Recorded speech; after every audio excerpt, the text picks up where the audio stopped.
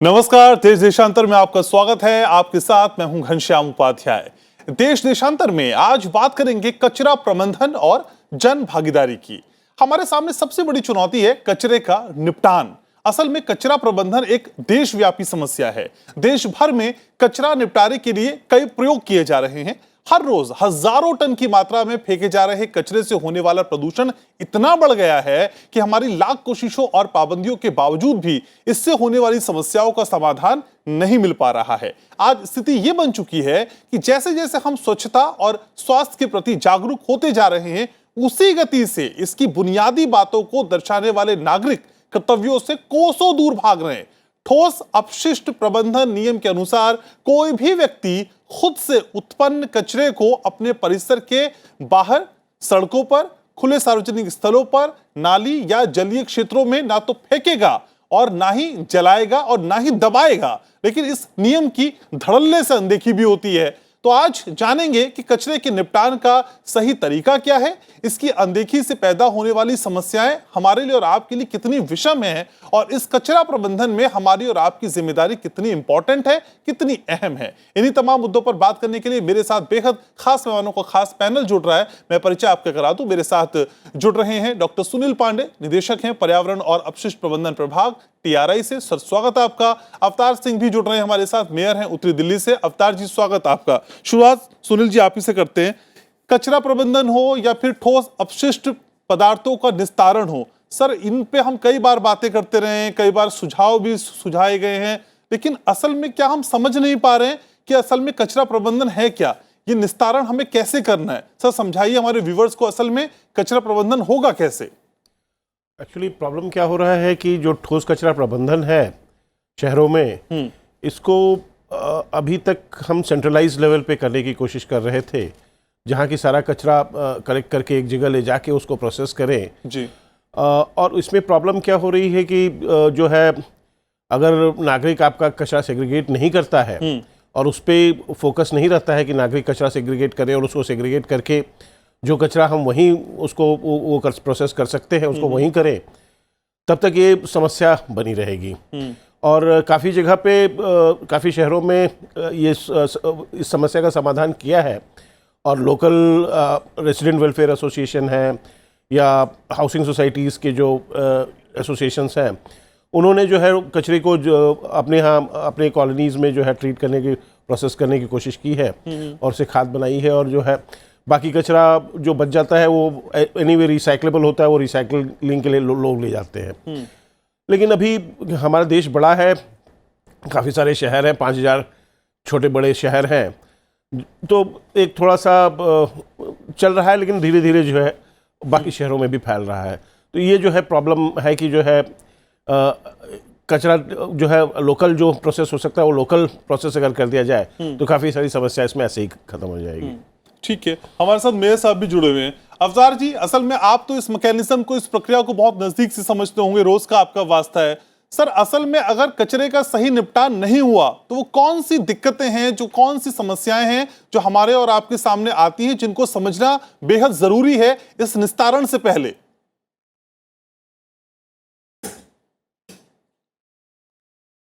अगर समय पर कचरे का निवारण नहीं हुआ तो भलसुआ जैसे लैंडफिल में कूड़े के पहाड़ बन जाएंगे, और जो कि बन भी रहे हैं। उत्तरी दिल्ली नगर निगम इसके लिए बहुत गहनता से काम कर रहा है। हम लोगों ने आरडब्ल्यू से संपर्क किया है, ग्रुप हाउसिंग सोसाइटियों से संपर्क किया, मार्केट एसोसिएशन से संपर्क किया है। समय समय पर हमारे 104 निगम पार्षद अपने अपने क्षेत्र के अंदर कूड़ा निपटारण के लिए जन जागरण अभियान करते हैं। घर घर के अंदर हमने ऐसे कूड़ा पात्र बांटे हैं जिसमें गीला कूड़ा अलग और सूखा कूड़ा अलग। इसके लिए हम लोग जो बड़े 100 किलो से ज़्यादा कूड़ा का उत्पादन करने वाले लोग हैं उनको हमने चिन्हित कर लिया है, उनको हम नोटिस दे रहे हैं, और लगभग 80% कूड़ा हमारे पास सेग्रीगेट होके आ रहा है। अच्छा। हम अपने इस अभियान में काफ़ी कामयाब हैं। इसके लिए मैंने और देशों और जगहों का भी दौरा किया, जिसमें से कि मैं वहाँ पर देख के आया कि कचरे को कैसे सही निपटान किया जा सकता है। ठीक है, यानी कोशिशें की जा रही हैं, लोगों को समझाया जा रहा है कि असल में अगर ये बात अभी समझ में नहीं आई तो फिर भविष्य में इसके दुष्परिणाम हो सकते हैं। विनोद कुमार जिंदल साहब भी हमारे साथ जुड़ चुके हैं, संयुक्त सचिव भारत मिशन, शहरी विकास मंत्रालय, भारत सरकार। सर, स्वागत है आपका। विनोद जी, असल में हमने देखा कि प्रयास बहुत किए जाते हैं, एफर्ट्स बहुत किए जाते हैं, और गाजियाबाद और नोएडा थोड़े नजदीक में समझने की कोशिश करें तो वहां हमने देखा बहुत एफर्ट्स किए गए। सुबह सुबह गाड़ियां भी आई, उन्होंने गीत भी बजाए, लोगों को जगाया भी, समझाया भी, लेकिन सर वो एफर्ट्स उतने ज्यादा इंपैक्टफुल नजर नहीं आ रहे, उनका रिजल्ट उतना नहीं आ रहा जितना आना चाहिए। सर, कहाँ लैग करते हैं हम? आपने बहुत सही संबंध में बात की कि उतना नज़र नहीं आ रहा कि जितना आना चाहिए। गाजियाबाद में हमने गाड़ियां आई, गीत बजाए, सफाई सड़कों की हुई, कूड़े उठे, लेकिन एक चीज़ में कमजोरी है, क्योंकि कूड़ा सफाई करना से आज तो सफाई हो जाएगी, कल फिर सफाई नहीं होगी, क्योंकि सफाई एक हर दिन की निरंतर क्रिया है। कूड़ा जब तक उसका निपटान नहीं कर दिया जाएगा तब तक नहीं हो पाएगा, और कूड़े के निपटान के लिए ज़रूरी है कि कूड़े को कूड़े की दृष्टि से ना देखा जाए, उसको एक रिसोर्स की दृष्टि से देखा जाए। और अगर हम कूड़े को अलग कर देते हैं तो कूड़े से रिसोर्स की रिकवरी होने लगती है। आप जानते हैं कि अगर गीले कूड़े से हम आज सीएनजी बना रहे हैं इंदौर में, बसें चलाते हैं हम उससे, और सूखे कूड़े से आज हम यानी लाखों लोगों को रोजगार देते हैं, उससे प्लास्टिक के रिसाइकेबल बनाते हैं। और जो जिस प्लास्टिक को हम कहते हैं जो नॉन यूजेबल प्लास्टिक है, और नॉन यूजेबल प्लास्टिक है, उसको हम सीमेंट प्लांट में भेज देते हैं, वो कोयले की जगह काम आता है, वो सीमेंट भी बन जाता है। तो जब तक आप कूड़े का निपटान नहीं करेंगे तब तक वो समस्या पूरी तरह से निपटित नहीं होगी। शायद गाजियाबाद में इस बात की कमी है। नोएडा में की बात आपने की, नोएडा में पिछले दिनों बहुत तेजी से प्रोग्रेस हुई है, वहाँ का लैंडफिल बिल्कुल खत्म हो गया है, और अब पिछले दिनों उन्होंने डस्टबिन बांटे हैं, और ये मैंडेटरी कर दिया कि RWA अपना कूड़ा अपने ही जगह पर निपटान करेंगे।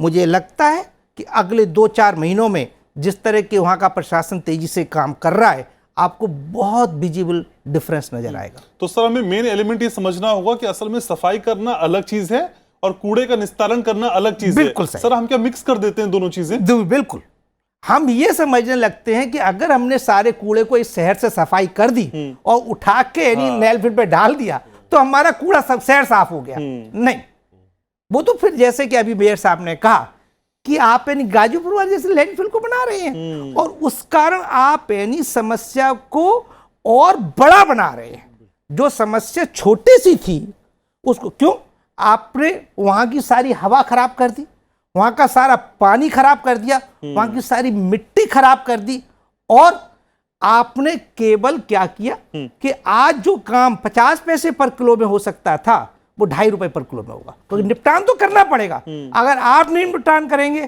तो वो कूड़ा आपको निपटान कर देगा। तो दोनों में चॉइस आपकी। ठीक है, तो ये बात समझनी होगी कि असल में होगा कैसे। लेकिन डॉक्टर सुनील, क्या ये हमारे लिए अलार्मिंग सिचुएशन है, जागने वाली सिचुएशन है, या हम वो अलार्मिंग सिचुएशन पार कर गए, अभी नहीं तो कभी नहीं की स्थिति में जी रहे हैं क्या सर हम? एक्चुअली असल में ये अभी नहीं तो कभी नहीं वाली बात ही है। और जिस तरह से जिंदल साहब ने कहा, काफ़ी शहरों ने काफ़ी अच्छा काम किया है, करना शुरू किया है, लेकिन हमारा देश बड़ा है, टाइम लगता है, और क्राइसिस तो है, क्राइसिस है। और जैसे सालों पहले सूरत में हुआ था, वैसे अब हम उम्मीद करते हैं कि वैसी सिचुएशन नहीं आएगी कि जो है सूरत जैसी सिचुएशन आए और उसके बाद लोग जागें और फिर वो कहेंगे नहीं अब हमको शहर साफ सुथरा रखना है और कूड़े का निस्तारण ठीक से करना है। तो ये क्राइसिस जो है लोगों के हाथ में है, क्योंकि हमारे जो रूल्स बने हैं और हमारी जो पॉलिसी है, या वैश्विक पॉलिसी भी क्लियरली आइडेंटिफाई करती है कि पोल्यूटर्स पे। तो जो पोल्यूट कर रहा है उसको कूड़ा जो है उसको मैनेज करने के लिए उसको संसाधन जुटाने होंगे, और वो संसाधन खाली सरकार जुटा पाए ये होगा नहीं, क्योंकि ये बहुत बड़ा जो है चैलेंज है। तो जब तक लोग इसमें कंट्रीब्यूट नहीं करेंगे संसाधन के साथ भी, तब तक ये मुश्किल होता रहेगा, मुश्किल बना रहेगा। ठीक है, अवतार जी भी हमारे साथ है। अवतार जी, साउथ दिल्ली के लोग खुशकिस्मत है कि वहां आप मेयर हैं और बहुत एक्टिवली सारी चीजें कर रहे हैं, पार्टिसिपेशन आपका बेहतर है। लेकिन सर, नगर निगम के स्तर पे अक्सर हमने देखा है कि काफी उदासीन रवैया होता है। चीजें शुरू जरूर की जाती हैं लेकिन उन चीजों को पूरा किया नहीं जाता। उत्तर प्रदेश की अगर बात करें तो वहां पे कमोवेश यही स्थिति दिखाई देती है। कंसिस्टेंसी की कितनी जरूरत है सर, और कंसिस्टेंसी से ज्यादा मॉनिटरिंग कितनी होनी चाहिए, खासकर बड़े लेवल पे? ये जागरूक होने के लिए असल में करना क्या होगा सर इस स्तर पे?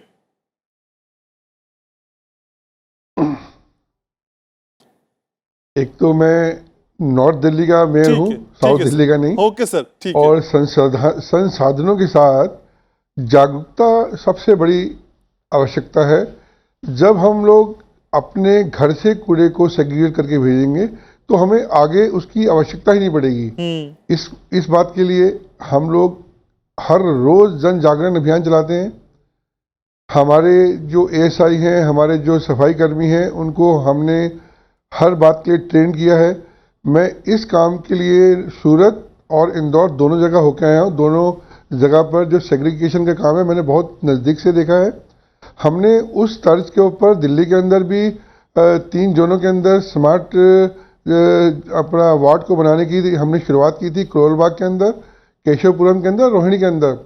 और मैं बहुत हर्ष से बताना चाहूँगा कि वहाँ पर हमारा जो ये प्रयोग था 80% से 90% तक बिल्कुल कामयाब हुआ। वहाँ पर ग्रुप हाउसिंग सोसाइटियों ने, वहाँ पर RWA ने, वहाँ पर जो हमारे शॉपकीपर एसोसिएशन है, उन्होंने उसके अंदर बहुत मदद की। कूड़े को समय से जहाँ पर निपटान कर कर आगे भेजना है। हमारी जो निगम की गाड़ियाँ हैं, टिप्पर है, बड़े ट्रक हैं, समय समय पर वहाँ से कूड़ा एकत्र कर कर हमने वाओ कंपनी के साथ ऐसे कई प्लॉट लगाए हैं दिल्ली के अंदर, जिसमें गीला कूड़ा लगभग एक दिन में 500 टन हम देते हैं, तो वो खाद के अंदर प्रवेश होता है। और जो हमारा पुराना कूड़ा लैंडफिल पर पड़ा हुआ है भलसवा पर, वहाँ पर भी हमने बड़ी 15 मशीनें लगा दी हैं, जो कि उस कूड़े का निपटान भी लगभग 1 साल 1.5 साल में कर देंगी। तो हम निगम की ओर से सभी कर्मचारी, सभी पदाधिकारी, सभी निगम पार्षद वचनबद्ध हैं। कूड़े का सही समय पर सही निपटान करने के लिए हम तैयार हैं। जी, ठीक है। विनोद जी को भी चर्चा में लाते हैं। विनोद जी, अक्सर हम इस थॉट प्रोसेस में चलते हैं कि देखिए, ये जिम्मेदारी प्रशासनिक अमले की है, सरकार की है, सरकार पे जिम्मेदारी छोड़ के हम निश्चिंत हो जाते हैं। इस विचार को बदलने की कितनी जरूरत है, और सर हमारा पार्टिसिपेशन कितना इंपॉर्टेंट है असल में, और वो पार्टिसिपेशन असल में इंक्रीज कैसे हो? बातें तो हम सभी करते हैं, गीला कूड़ा, सूखा कूड़ा, इसको इस डब्बे में रखिए, उसको उस डब्बे में रखिए सर, लेकिन उसे सही धरातल पे उतारने के लिए हमें कितने एफर्ट्स करने होंगे? जी, आपको 2-3 बातें बता दूं तो आपको पूरा सिटीजन एंगेजमेंट्स का इशू मालूम होगा। प्लीज। हमने यानी करीब ये कोशिश की कि कूड़ा घर से ही ना निकले। पहली हमारी कोशिश होती है कि कूड़ा घर से ही निकले, घर में ही क्यों ना कंपोस्ट हो जाए। और यानी इंदौर के करीब 1 लाख घर ऐसे हैं इस समय जहां घर से कूड़ा निकलता ही नहीं है निगम से। तो पहले तो सिटीजन एंगेजमेंट में ये करना चाहता हूं कि सिटीजन्स आपको यानी कूड़ा ही ना निकले। दूसरा हमारा कंप्लेंट है कि आपको कूड़ा दिखाई दे तो यानी आप यानी उसकी फोटो लेके निगम को भेज दें तो वो कूड़ा सफाई कर ले। इसलिए इसके हमने इस पूरा सिस्टम चलाया हुआ है। हर जगह एक ही देश एक ऐप, एक पूरे देश में एक ऐप है, स्वच्छता ऐप। किसी भी जगह पे आप जाइए, कूड़ा आपको दिखाई दे, फोटो लीजिए स्वच्छता ऐप से, केवल सेंड कर दीजिए, आपको कंसर्न ULB के संबंधित कर्मचारी तक ये पहुंच जाएगा। और ये सिस्टम है कि वो 24 घंटे के अंदर कूड़ा उठेगा, नहीं उठेगा तो उसके नंबर पर सर्वेक्षण में कर जाएंगे। एक दूसरा सिस्टम सिटीजन एंगेजमेंट का किया। तीसरा हमने किया था कि सारी जो टॉयलेट्स थी हमारी पब्लिक टॉयलेट्स, वो हमने गूगल मैप पे डाली। अच्छा। हाँ, तो देश की 50,000 जो से आबादी वाले जितने शहर हैं, करीब ऐसे 2300 शहर हैं, और उनमें करीब 57,000 टॉयलेट्स हैं। 57,000 टॉयलेट का मतलब 2.5 लाख सीटें हो गई। 2.5 लाख सीटें इस समय गूगल मैप पर है। जैसे आप गूगल पे कोई भी चीज़ ढूंढते हैं, उसी पर आप लिख दीजिए टॉयलेट, आपको इमीडिएटली बता देगा टॉयलेट कितने मीटर पे, कितने 5-2 मिनट के पूर्वक पब्लिक टॉयलेट। आप अपने आप करके देखिए। और इस तरह से लोगों को टॉयलेट की क्लीनिंग की बात हमने करी। फिर हमने किया क्या, स्वच्छ सर्वेक्षण। स्वच्छ सर्वेक्षण जो हम करते हैं पूरे साल में, हम पूरे देश की सिटीज का सफाई के सॉलिड वेस्ट मैनेजमेंट के बेसिस के ऊपर हम उनका सर्वेक्षण करते हैं, उनका रैंकिंग क्या। आज आपको कैसे पता इंदौर नंबर 1 है? इंदौर नंबर 1 तो हमारे सर्वेक्षण की वजह से निकल के आया, नहीं कल तक इंदौर को कोई जानता नहीं था। तो इस तरह से हमने सर्वेक्षण किया और उन सिटीज में एक कंपटीशन चलवाया कि वो सिटी कौन नंबर बनाए, और वो उसमें एक बहुत बड़ा पार्टिसिपेशन सिटीजन का था। सिटीजन्स को अब पार्टिसिपेशन देना था कि हम ये कर रहे हैं, हमने ये इनोवेशन किया, हमने वो किया। और सिटीजन्स क्या सोचते हैं अपने शहर के बारे में, उसके करीब 25% नंबर केवल सिटीजन एंगेजमेंट के बारे में थे। तो हमने उसको इन्वॉल्व किया। आज केवल पिछले सर्वेक्षण में 9 करोड़ लोगों ने भाग लिया हमारे सर्वेक्षण में। अच्छा। तो किस कुल मिला के इस सर्वेक्षण में भाग लिया डिफरेंट माध्यम से, चाहे हम डायरेक्ट उनसे बातचीत की या टेलीफोन पे बातचीत की या हमारी कॉल गई। इस तरह हमने 9 करोड़ लोगों से संपर्क किया और उनके विचार, उनकी बातें 1969 की हमारी हेल्प है लाइन है, उसके थ्रू बहुत तरीके से हमने लोगों से 9 करोड़ शहरी लोगों से अच्छा। तो लोगों से हमने बातचीत की। तो ये बात जरूर आपकी बात है कि बिना सिटीजन एंगेजमेंट के कुछ नहीं हो सकता। एक छोटा सा शहर था, अभी मैं वेल्लोर में था, तो उन्होंने क्या किया, सफाई करने के लिए बहुत बड़ा मुश्किल काम हो रहा था, क्योंकि वहां पे एनजीटी के ऑर्डर्स थे कि आप यानी कूड़ा बाहर नहीं ले जा सकते, आपको यहीं करना पड़ेगा। वो बड़े परेशानी हो गई, उनको क्या करें। तो उन्होंने सारे धर्म गुरुओं को के हर चर्च के यहाँ गए, हर मस्जिद में गए, हर मंदिर में गए और वहाँ से यानी धर्म गुरुओं से आदेश निकलवाया कि आप नागरिकों से कहें कि आप कल से कूड़ा अलग करेंगे। उस तरह एक नया प्रचार चालू हो गया और वहाँ कूड़ा आज वहाँ नहीं होता। एक जगह है राजकोट, राजकोट में भी ये बहुत बड़ी प्रॉब्लम थी। तो वहाँ पे श्री नारायण भगवान जी से एक वहाँ पे एक मीटिंग कराई गई सारे सफाई कर्मचारियों की, और करीब उस समय 50,000 कर्मचारी उनके अंदर में वहाँ पे बैठे और कहा गया कि आप कूड़ा आप अलग अलग करवाना है। और देखिए दूसरा दिन जब था, कूड़ा अलग हो गया और राजकोट के कूड़े की समस्या अलग हो गई। नवी मुंबई एक शहर है, यहाँ पे बड़ी परेशानियां थी। तो उन्होंने यानी कहने सब लोगों को, सब काउंसलर्स को, मतलब शहर के हर वर्ग के हर नेता को सुना, चाहे वो चार्टर्ड अकाउंटेंट था, चाहे वकील का नेता था, चाहे स्टूडेंट का नेता था, चाहे कि क्लब के नेता, सब कुछ सुना, सबके बड़े बड़े कटआउट निकाले और उन्होंने उसको किया। मतलब ब्रीफ में ये कहने का है कि जैसे हमारे प्रधानमंत्री जी कहते हैं कि 1000 गांधी आ जाएं तो देश साफ नहीं हो सकता, 1 लाख मोदी आ जाएं तो देश साफ नहीं हो सकता। जब 130 करोड़ लोग जिस दिन चाहते हैं उस दिन सेफ साफ होगा। और यही कारण है कि आज हम 2014 में जब केवल हमारा 19% कूड़ा प्रोसेस होता था, आज हमारे देश में 60% कूड़ा प्रोसेस होता है। हम ये नहीं कह सकते कि हमने मेहनत नहीं की।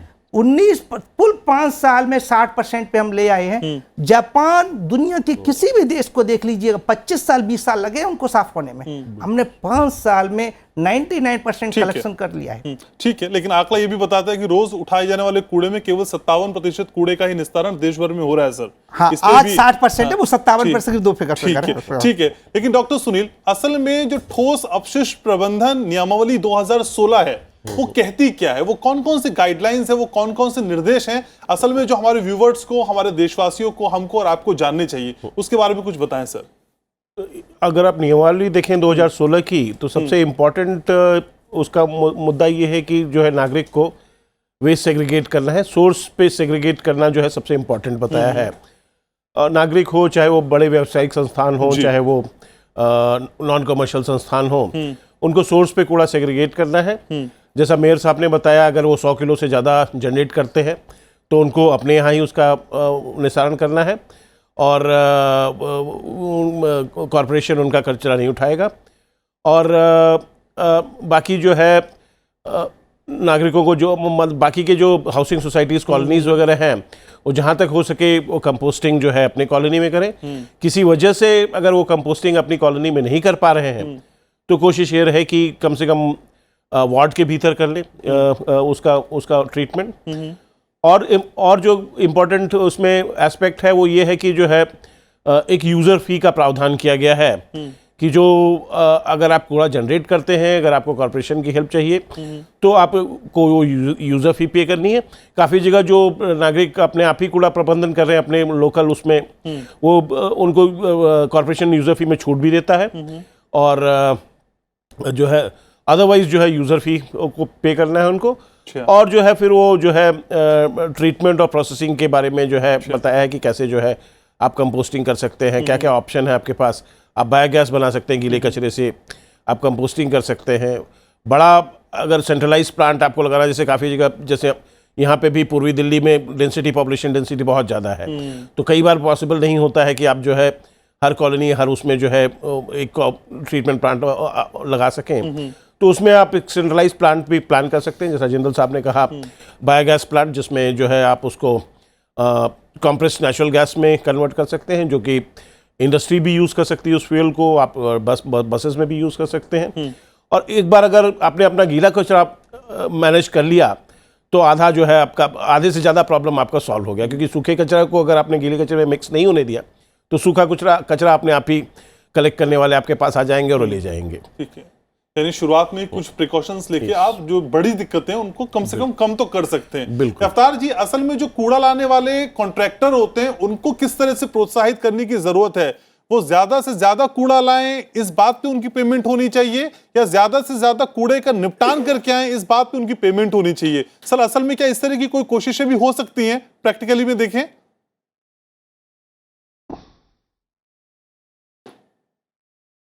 अभी डॉक्टर साहब ने बताया कि प्रतियोगिता, कि हम किस तरीके से लोगों को प्रेरित करें कि अपने काम को हम अपने आप करें, और जो संस्था, जो सोसाइटी, जो RWA सबसे अच्छा काम करें, हम उन्हें सम्मानित भी कर सकते हैं। एक प्रतियोगिता लानी पड़ेगी हमें, सफाई कर्मचारी से लेकर अधिकारी तक, निगम पार्षद तक, कि किसका क्षेत्र के अंदर कितनी ज़्यादा सफाई हुई है। उससे हमें लगेगा कि हमें और भी अधिक काम करना है। जो आपने कहा कि जो सफाई की जो कंपनियां हमने लगा रखी हैं, उनके ऊपर हमें कैसे निगरानी करनी है और उनको हमें कैसे प्रोत्साहित करना है। जो भी कंपनियां निगम के साथ अटैच हैं, उन सबको हम जो भी जितना भी कूड़ा, जितनी गाड़ी भी उनकी आती है, तोल के हिसाब से उनको पैसा देते हैं। तो बस उनके ऊपर हमें नज़र रखने की आवश्यकता है कि वो सही वजन की गाड़ी वहाँ आ रही है कि नहीं, गाड़ी के अंदर कूड़ा है या मलबा है। वहाँ देखने की बात यह है कि वहाँ पर हमें उन्हें चिन्हित करना है। अगर वो, उनको तो जितना कूड़ा लाएंगे उतना पैसा मिलेगा, उनको तो प्रोत्साहन की आवश्यकता नहीं है, उनका तो काम है। बस देखना हमें ये है कि जो वो काम कर रहे हैं वो सही है कि नहीं। गाड़ी के अंदर कूड़े की जगह अगर उन्होंने मलबा भर दिया तो खर्चा ज़्यादा होगा और कूड़ा कम मिलेगा। और गीला कूड़ा और सूखा कूड़ा, आपने कहा कि अगर हमने गीले कूड़े का निपटान कर दिया तो सूखा कूड़ा लेने वाले अपने आप आ जाएंगे। ये बहुत बढ़िया बात बताई आपने, क्योंकि गीले कूड़े को ही हमने सबसे पहले निपटान करना है। सूखे कूड़े से तो बहुत सारे उत्पाद हमारे को बन जाते हैं और उसके लेने वाले भी बहुत हैं। गीले कूड़े के लिए दिल्ली नगर निगम की बहुत जगह पर प्लांट लगाए हैं और हम बहुत कोशिश कर रहे हैं कि इसका निपटान हम जहाँ पर है वहाँ पर ही हम कर लें। हर क्षेत्र के अंदर 2 टन का, 5 टन का, उससे अधिक टन का हम वाव कंपनी के साथ मिलकर ऐसा प्लांट लगा रहे हैं। और जैसे कि अपने दिल्ली के अंदर गायें और भैंस की बहुत समस्या है, तो हमने भलसवा के पास एक गोबर से बनने वाली गैस का प्लांट भी लगाया है। और हम कुछ ही दिनों में शुरू करने जा रहे हैं कि जहाँ पर भी बड़े बड़े डेयरी हैं वहाँ से हम गोबर को परचेज कर लें। लोग गोबर को नाले में बहा देते हैं, गटर में बहा देते हैं, इससे पूरी दिल्ली को समस्या है। हम उन्हें भी प्रोत्साहित करेंगे वो गोबर को नाली में ना बहाएं, उसको निगम कुछ नॉमिनल चार्ज में हम खरीद लेंगे। उनको तो वो उसको वेस्ट करना ही है। उनको लगेगा कि उनका हमने गोबर खरीद लिया है, उससे जैसे डॉक्टर बता रहे थे कि गैस बनेगी, गाड़ियों में भी चल सकती हैं और भी इंडस्ट्री में काम आ सकती है। तो इन सब की चिंता दिल्ली नगर निगम बड़ी गहनता से कर रही है। हमारे सभी अधिकारी तन्मयता से लगे हुए हैं। मैं नहीं समझता कि कुछ आने वाले दिनों के अंदर जो सर्वेक्षण वो होगा कि दिल्ली कितने नंबर पे है, जो पहले रैंक था उससे कहीं नीचे रैंक आएगा और हम लोग भी अपना जो प्रगति है जो हम दिखाएंगे कि हम लोगों ने भी इस साल अपने रैंक को बहुत अच्छे स्थान के ऊपर लेके जा ठीक रहे है, हैं और ठीक इस है। सब के लिए नागरिकों का है बहुत सर। अधिक सहयोग चाहिए और उनका जन जागरण चाहिए, उनके अंदर मन के अंदर एक शक्ति होनी चाहिए कि हाँ मुझे करना है। ठीक जब है। हम सोच लेते हैं हमें काम करना है तो कोई ऐसा काम ही नहीं है कि हम उसको ना कर सके।